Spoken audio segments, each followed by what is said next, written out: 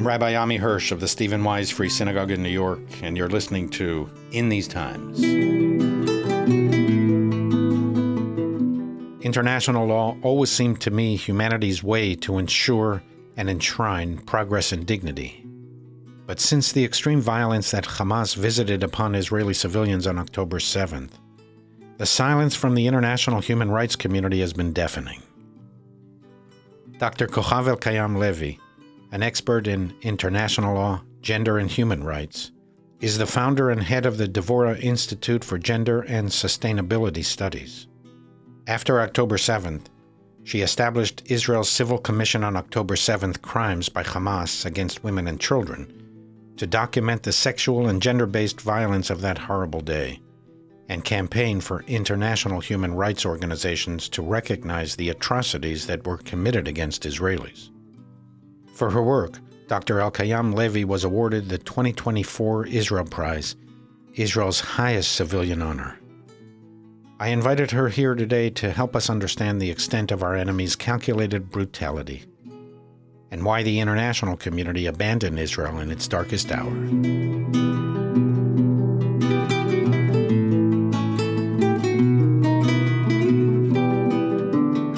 Dr. Cochav Elkayam-Levy, welcome to In These Times. Thank you. I'm glad to be here with you. You're one of my heroes, really a true hero of the Jewish people and of Israel. Tell us about your work and what was your life like before October 7th? And then I want to ask you how your life changed after October 7th. So just before October 7th, you're an expert on international law. You were teaching international law with emphasis on gender studies, and you had faith and belief in the international legal system. Exactly, yes. Quite different life before October 7th. I feel like life was simpler then.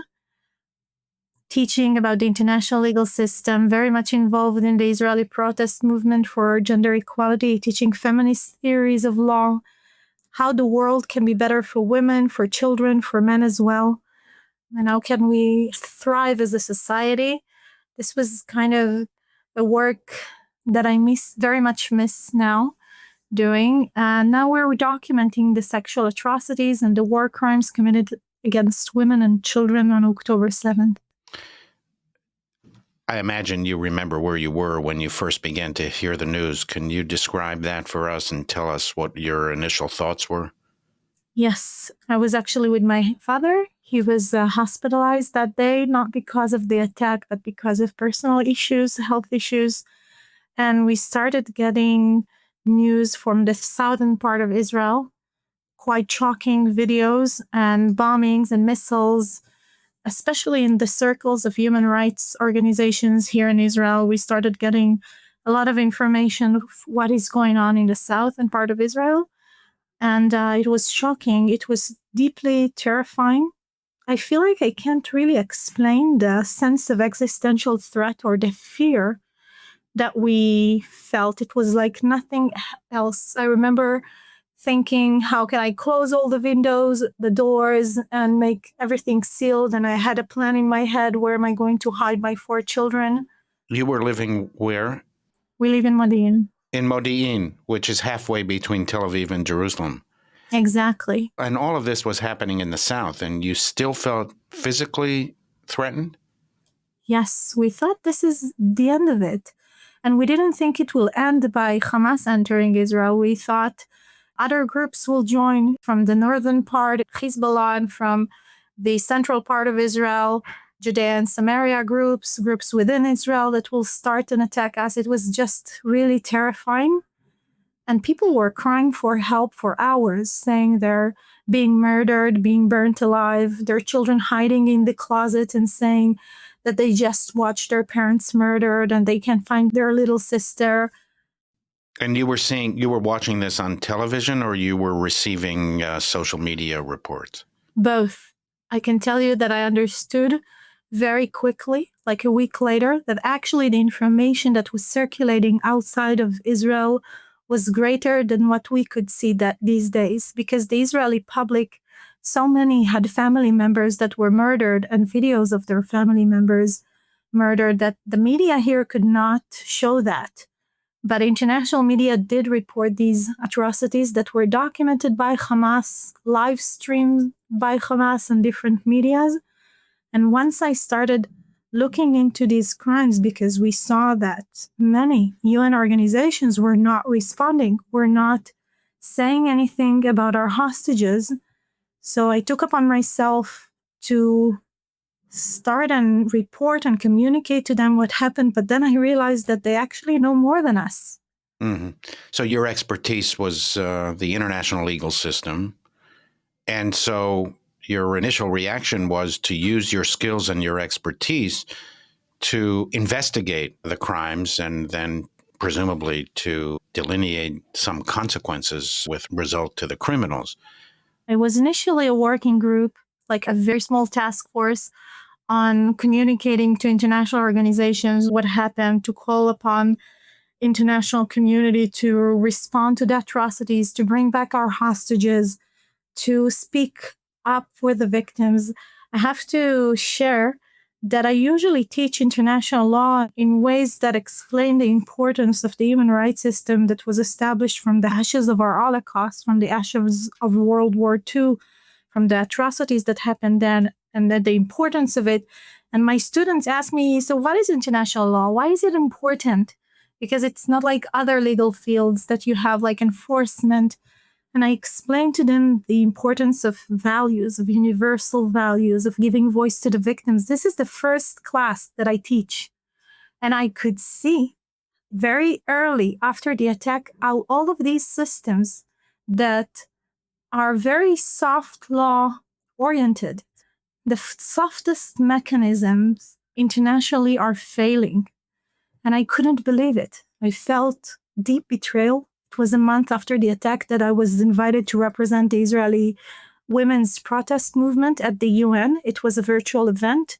And I delivered a speech telling them, how come you're silent? We need you by our side. Our hostages need you. The victims of the sexual violence cannot see the same silence that is usually inflicted on victims of sexual atrocities, now inflicted on us collectively as Israeli women. I tried so hard and so passionately to call upon them to respond. I remember asking, is there international law for Israeli women? Are you going to stand by our side? Are you going to protect us? And telling them that their silence is fueling hatred and fueling denial. And I could understand then that something is deeply wrong, that we're seeing a response like never before, and that we need to start document everything, both legally and historically. So we have now legal preservation of the atrocities against women, children, and families, and historical preservation of the materials, so generations will know what happened. And we are trying to preserve the truth of October 7th, and especially the sexual atrocities and the crimes against women and children that were immediately denied by Hamas. So in many ways, I feel like international organization actually joined Hamas propaganda in denying these crimes. Because if you deny the truth of what happened, or even if you don't relate to it, you ignore it, in effect, you're giving support to the denial of the crimes. Exactly. Yes. You're betraying the victims. You're betraying the victims. I can't even repeat that enough. I felt like, what are you doing? There are people that have suffered, that have lost the most important thing in life, and that their loved ones, their houses, their lives that have been taken hostages. How come they don't feel like we deserve any response? And even to this day, the UN is not representing the suffering here in Israel, the suffering of the evacuated population, of the victims. It almost became a way to either hide what is going on here or dehumanize us. Did that surprise you? Because, for decades, Israelis have kind of had a skeptical perspective of the international community and in particular the United Nations. Was it surprising to you? Was it shocking? Was it devastating for you? This kind of wall of resistance to attend to what happened to Israeli women in the manner that these international institutions would have attended to victims that were part of any other ethnic group or country? It really deeply surprised me and shook me to my core. And I have to explain that I'm not naive. I thought about the bias of the UN system against Israel. I thought about it. But honestly, I didn't think, in light of such horrific scenes, that they will remain silent and they will remain unable to acknowledge the suffering here. And in many ways, I was starting to say, not only dehumanize us, demonize us as a nation, as a people, as a country. Wow, I feel like I'm so critical of a system that I truly feel that we need as a humanity to find ways to correct. But I want to say that it's not only me, many of us feel surprised that they weren't able to respond to the atrocities that happened here, and not only betrayed us as a people, but betrayed humanity and humanity's values. When you said they were not able to respond effectively, or they denied it, or they ignored it, just personally, how did that come across? Give us a few examples of what you're talking about. So I speak about 3 responses that we want to see. First, initially report the atrocities, initially report that October 7th happened. In the first statement by the International Committee on the Elimination of Discrimination Against Women, the most important international women's rights committee, in the first statement it released, it didn't mention October 7th. So initially reporting, acknowledging that it was an atrocity here. And not only the Committee on the Elimination of Discrimination Against Women, other entities as well have failed to report October 7th. Secondly, you want to see them expressing concern, condemning the crimes, expressing solidarity, empathy with the victims.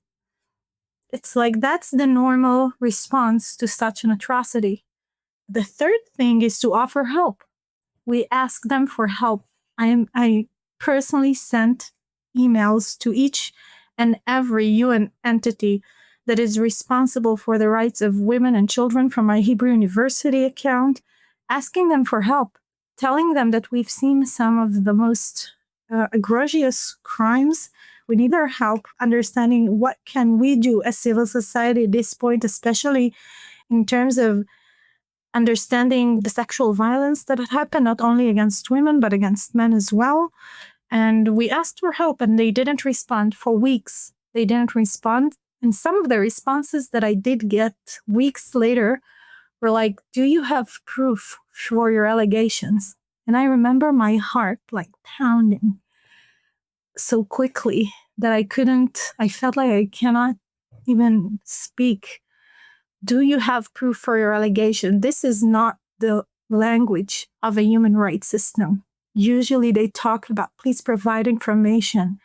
We're sorry for your loss. How can we be of help? What do you need?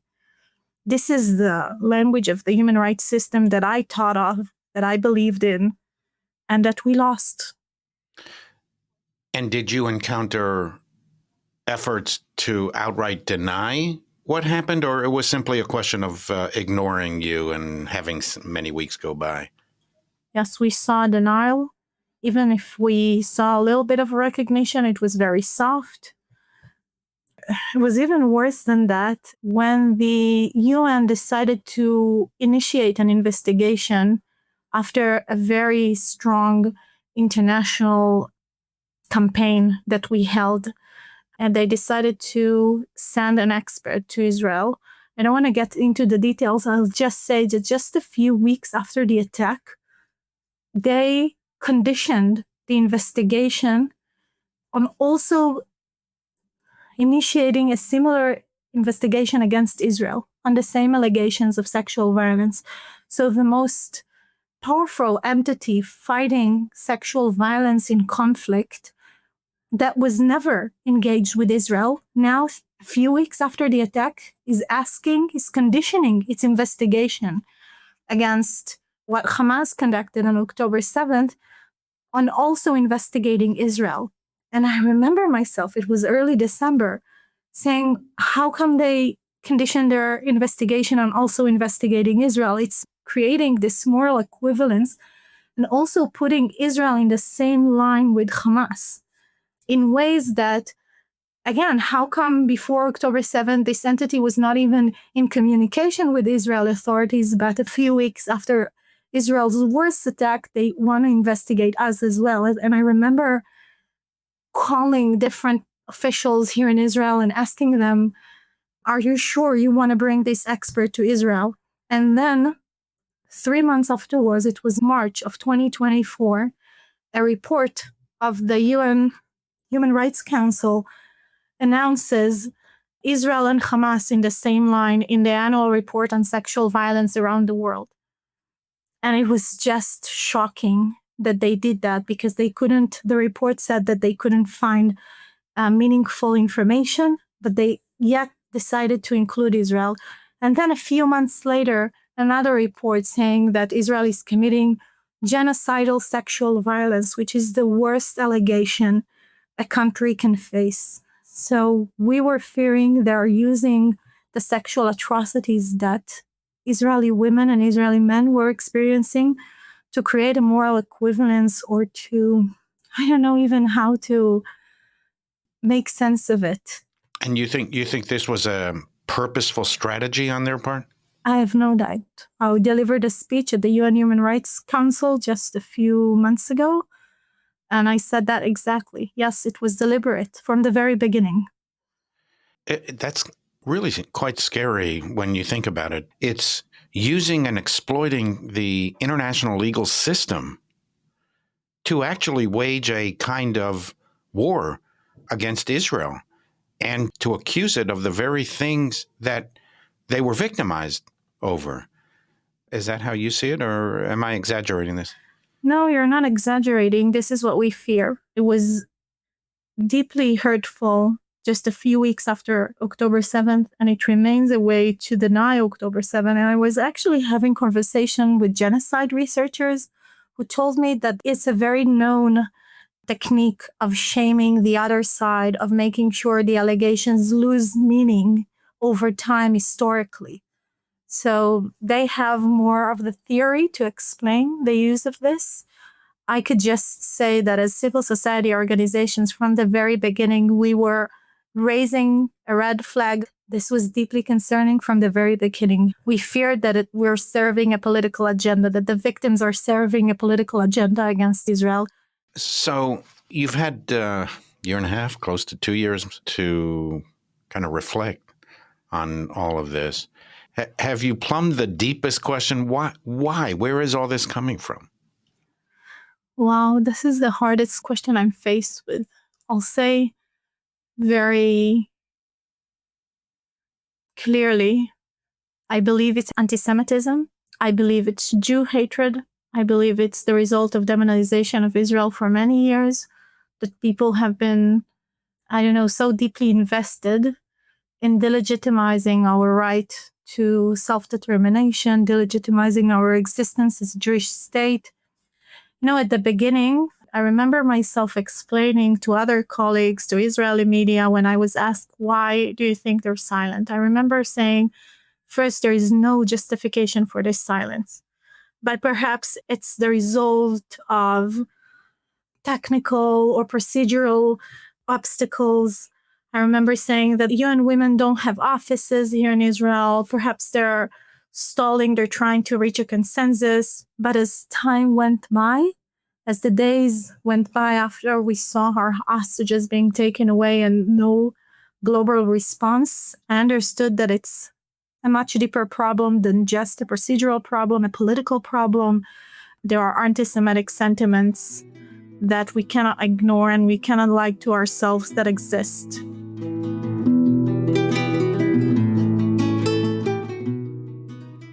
We've spoken before, and I've always deferred to your hesitation to describe in detail the nature of the crimes. Mm-hmm. You've compiled mountains of information in the meantime. Yes. Can you help us understand the nature of the crimes? What happened? What did you see? How horrific was it, and was it distinctive in the annals of human civilization? It's still very hard for me to describe it, not like in the beginning, that it's still very hard. It's also still very hard to continue doing this for over a year and a half now.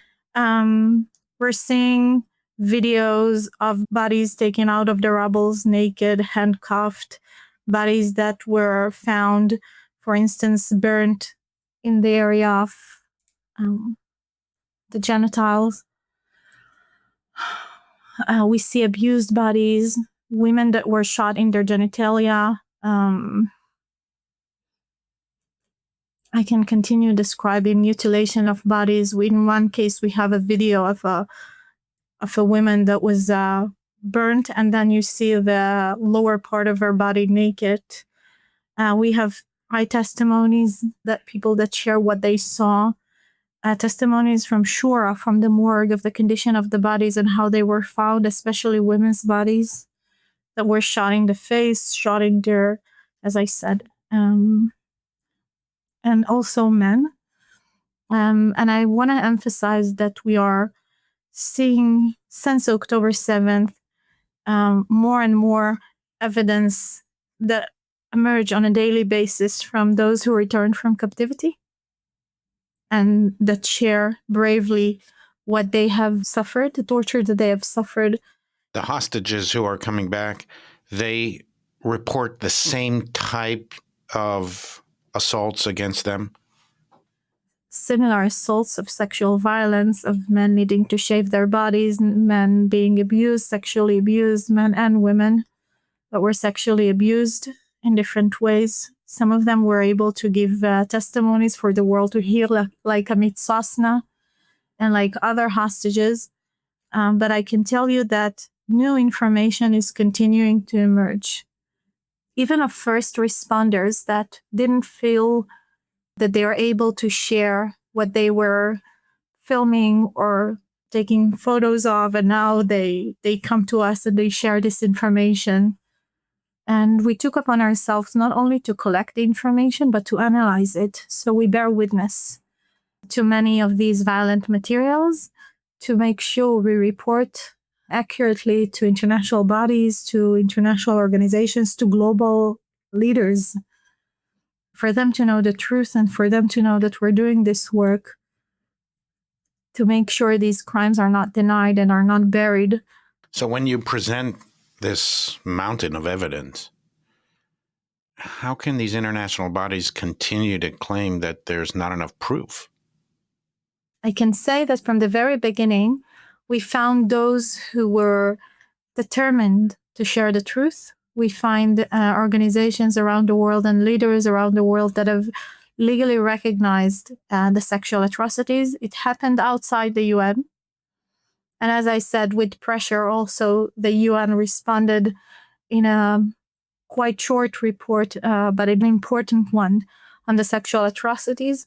So since then, we've seen more recognition. And I think now what you need to realize is that the legal battlefield is just beginning. So we saw formal recognition, but the legal procedures are just beginning around the world of the prosecution of October 7th in different legal systems, domestically and internationally. So the battle now is for legal recognition within those organizations.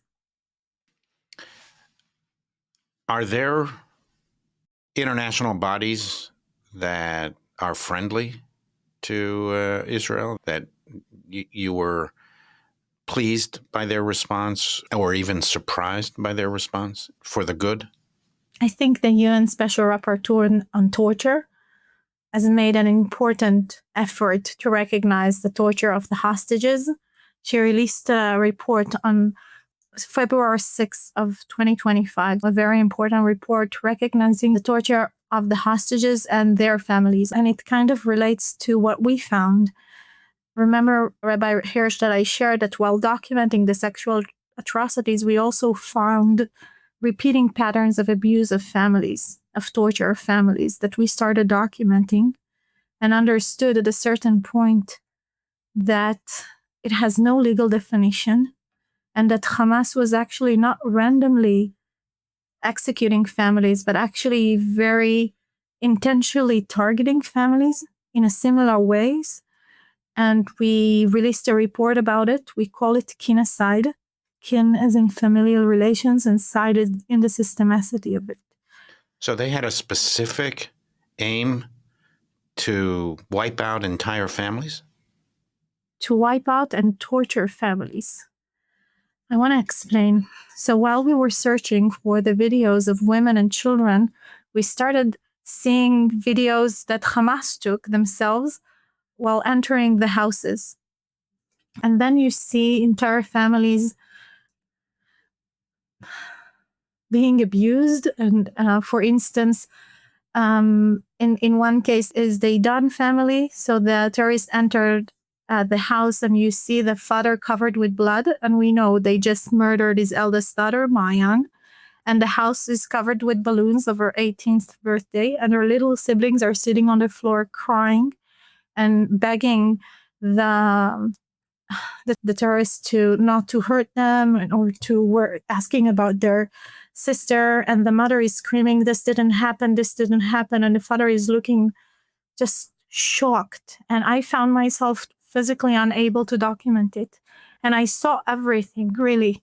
I saw everything. I saw so many things, but the videos of the families were so horrific, were so painful. I don't know how to explain it. I often say that if there is hell, this is what it looks like, someone abusing your loved ones in front of each other. So that was part of the cruelty to do it in front of family members and loved ones.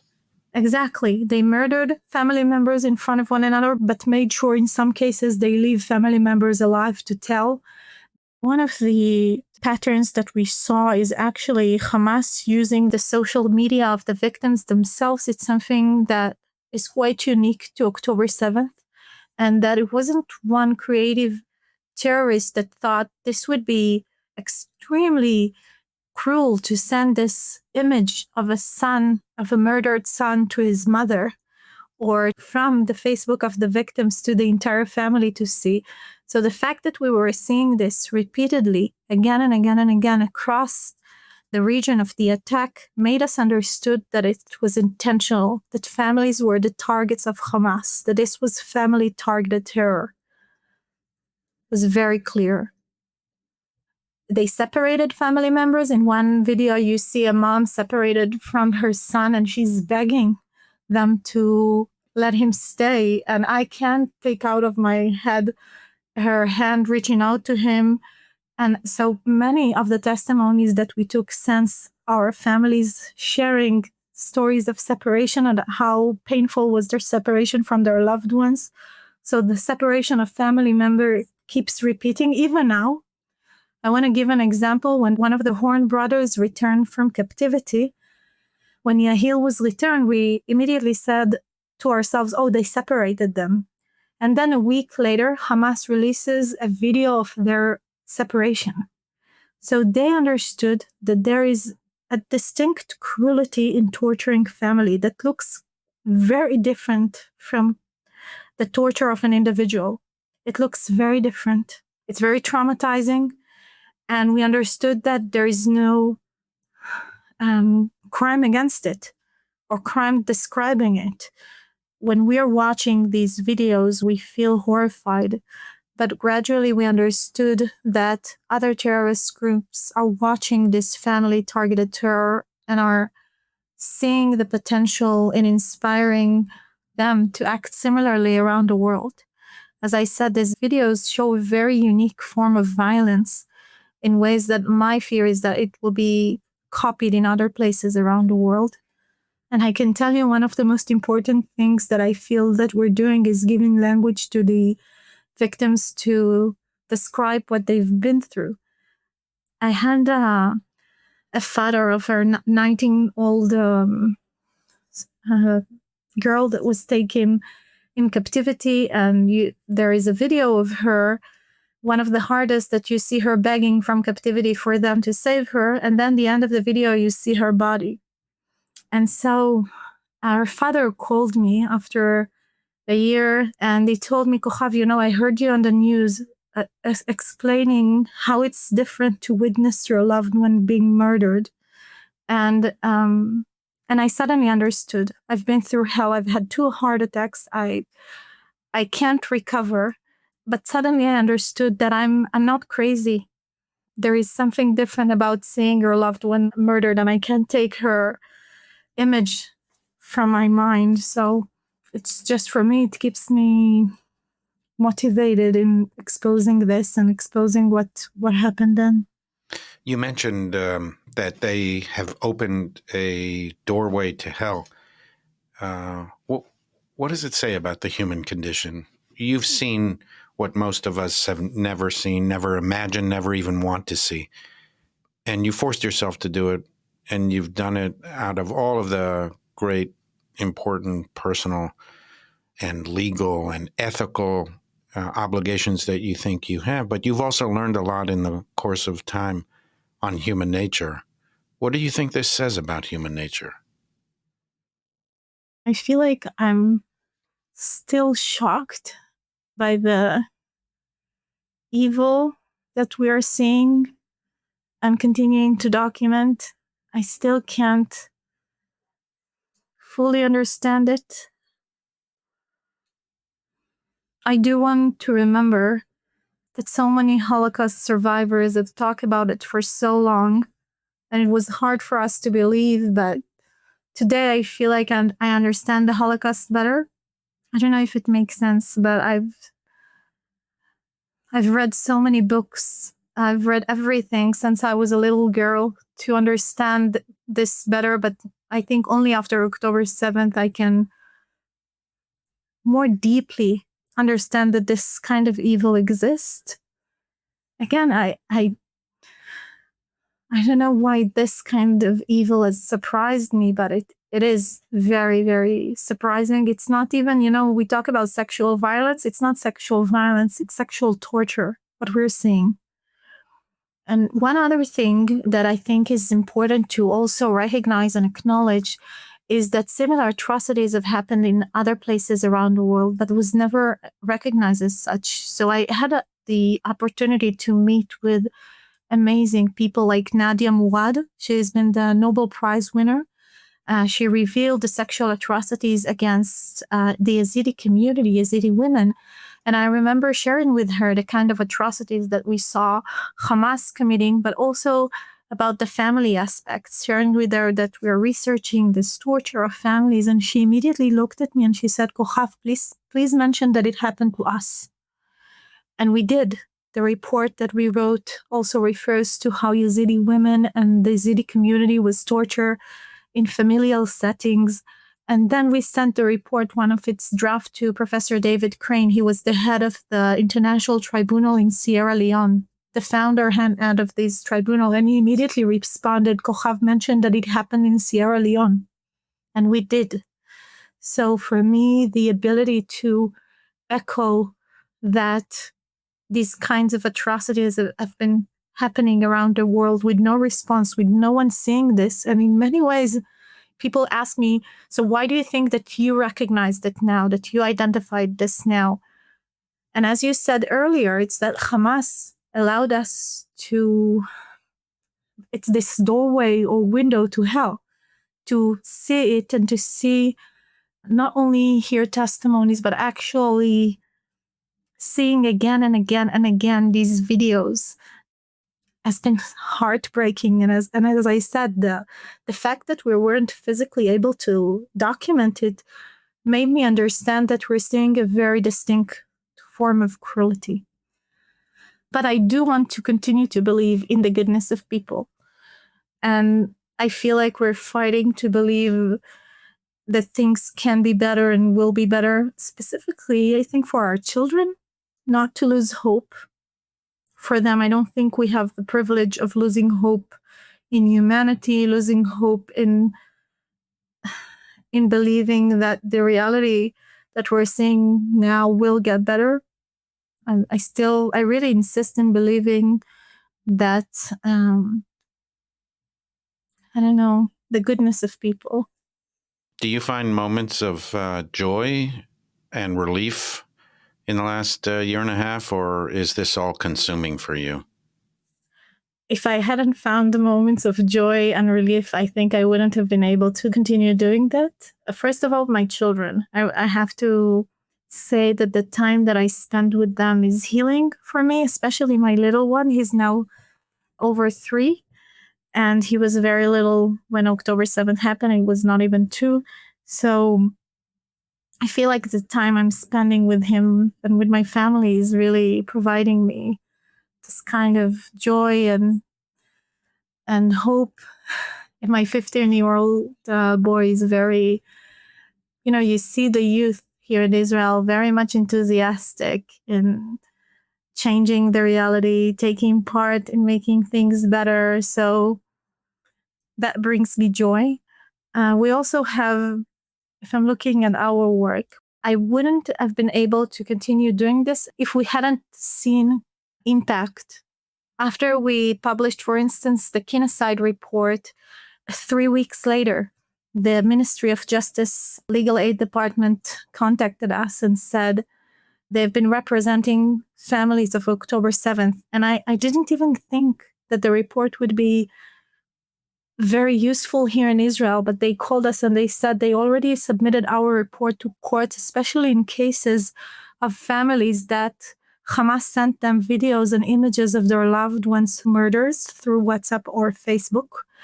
And they're trying to make sure those families receive recognition and as terror victims, despite the fact that they weren't physically at the site. So we're now joining these procedures to make sure these families receive compensation. And for me, I remember after finishing drafting this report, I said that I'm not sure I can continue doing this. But then 3 weeks later, seeing the impact that it has on families here in Israel has meant the world. And I feel like we're doing a work that is so important that it just keeps me going. I assume that you've spoken frequently and have met hostages who have returned and victims who are in the process of recovery. Yeah. What is that recovery like? And are you optimistic that most people will still be able to find some kind of peace and live productive lives? Oh, that's a difficult question. I think it's very different for each of the victims. When we take testimonies, one of the last questions we ask is, what does justice look like for you? And each and every person has a different answer.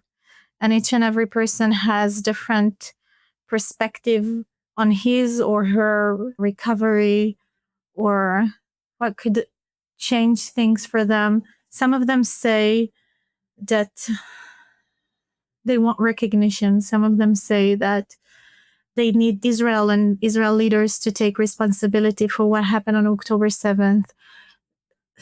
I want to say that each victims bring different life experiences to what happened and different abilities to recover or to see a better future.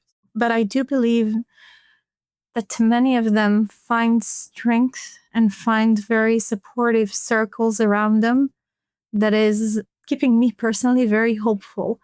It's like after the Holocaust, people found purposeness or life stronger than anything that has happened to them. Some of them want to bring children. Some of the hostages did bring more children after returning from captivity. So I think it's the power of life that keeps many of them going. And my last question to you is, where to now, Cochav? What are your plans? What are your objectives in your work for the year to come? So we're planning on releasing a second report on the sexual atrocities. And that's one of the hardest reports that I've ever written. So we have a new team working on that 24/7.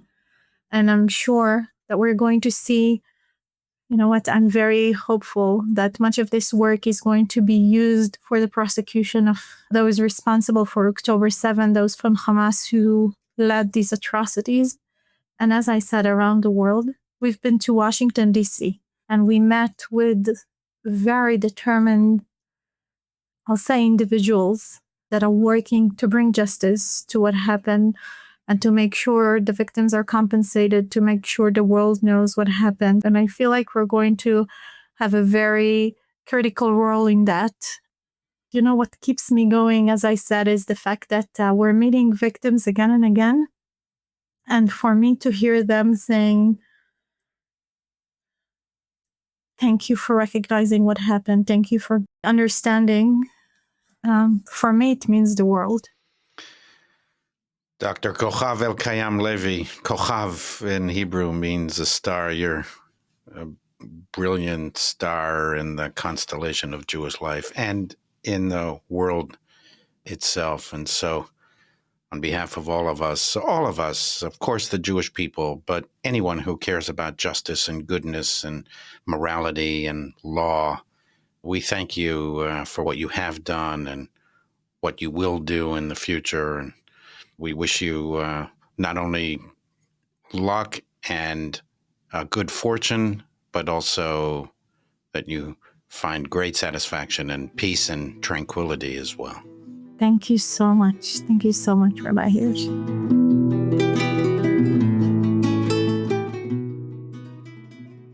In speaking with Cochav Elkayam-Levy, I feel a powerful mixture of pride and anger. Pride that this hero of our people is so determined to compile the evidence of human barbarism and depravity for the sake of the dignity of the deceased and the survivors, as well as ensuring that there is documentation of these crimes for the current and future generations. It is agonizing for her. Nearly 2 years later, it is still difficult for Dr. Elkayam-Levy to describe the human depravity that she willingly exposes herself to. Every time I hear her speak about these crimes, I hear the tremors in her voice and see the tears in her eyes. I feel pride that Dr. Elkayam-Levy persists doggedly because she cares about all human beings and feels a unique responsibility to protect the especially vulnerable, children, families, and women brutally assaulted in ways that history has not seen before. She even developed a new term, Kinocide, to describe Hamas's systematic torturing of Jewish families. I feel pride that this brilliant international lawyer single-handedly stands in front of duplicitous, hypocritical, so-called human rights activists and demands that they live up to their stated values when it comes to Israelis. But I also feel anger. Actually, it's more than anger. It's a kind of rage that comes upon me regularly since October 7th. I experience intense resentment at the pretense and deceit of those who claim to be enforcers of human rights. I know that many people around the world are uniquely sensitive to the concept of justice. I am one of them. I, too, studied international law during my 3 years at the London School of Economics. I took every class I could with one of the world's greatest experts. She later served as a judge on the International Court of Justice and became its president in 2006. She was one of those teachers that every student hopes to have, who made a lasting impact on my life. I was enraptured by the concept of international law. It seemed to me that this was humanity's way to ensure progress and human dignity. And so, this lawfare that Cochav described, the purposeful use of international law to accuse the Jewish people, put us in the dock, and leave us defenseless, it is exasperating for me, because I bought into the idea that law is the basic building block of a free society, and that justice is universal. We do not have different standards for different people. Jewish women are equally entitled to human rights as every other woman. The perversion of the sacred concept of justice to continue the centuries-old persecution not only of Jews but of Judaism itself infuriates me. It undermines my faith in humanity itself. It sobers me that as a species, we have not made as much progress as we would like or think we have made. Over and over again, I ask experts of different disciplines, where is all this coming from? Why the double standards when it comes to Israel? Why do university administrators see so clearly the moral issues when every other minority is targeted, but somehow targeting Jews is morally opaque to them? And over, I get this kind of befuddled response that even the most brilliant people can't figure out. And eventually, reluctantly, and even against their will, they conclude that it is connected somehow to the centuries-old animosity towards Jews. That there's just something about the Jews, or at least the 90% of Jews who support Israel, that prevents clear thinking and empathy. This hatred of Jews is exceedingly dangerous, of course, first and foremost to Jews. But the ironclad law of history is that what starts with Jews never ends with Jews. Jew hatred blinds the hater and perverts their values, thus corrupting every institution and society that tolerates it. Look at those universities whose reputations were built up over centuries. How far and how dramatically and how quickly their reputations have collapsed. The Washington Post, the BBC, the New York Times were once the places to ensure that democracy did not die in darkness, where we could receive all the news fit to print. They are now filled with fake news, propaganda, and even blood libels. International legal institutions and courts have proven to be political bodies that bend the law to their own political objectives, to the enduring shame of these courts, and to the very concept of justice and international norms.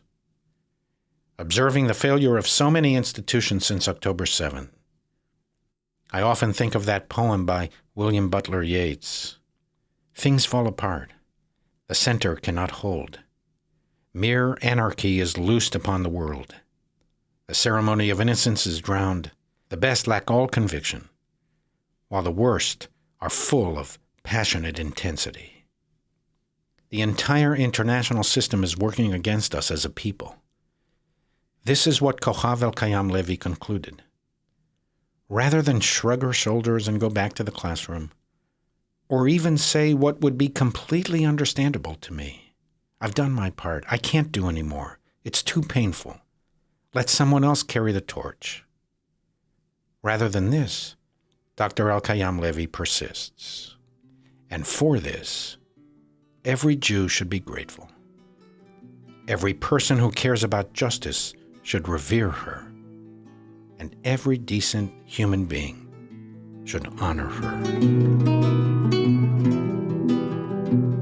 Until next time, this is In These Times.